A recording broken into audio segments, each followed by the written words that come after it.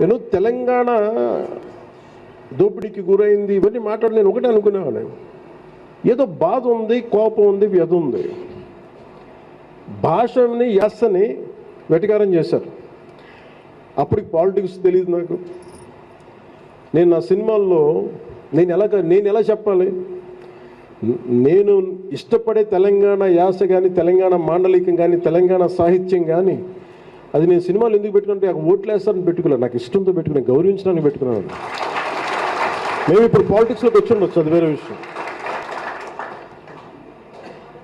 నేను కూర్చున్నదంతా చాలా బలమైన జనసేన ఐడియాలజీ ఏంటి, మీరు కన్ఫ్యూజ్డ్ ఐడియాలజీ అని మాట్లాడతారు.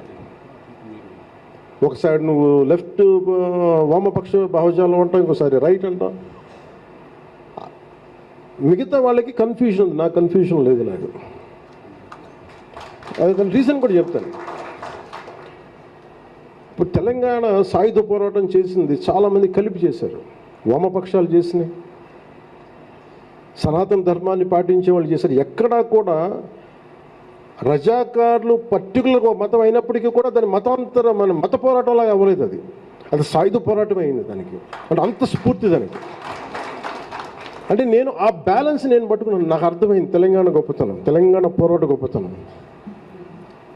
అన్యాయం జరుగుతుంది, కానీ దానికి నువ్వు ఈ రిలీజియస్ యాంగిల్ తీసుకోపోకర్లా, ఇంకో యాంగిల్ పట్టుకోకర్లా, ఒక జస్టిస్ యాంగిల్ పట్టుకోవాలి. నాకు తెలంగాణ పోరాటం నచ్చింది అది.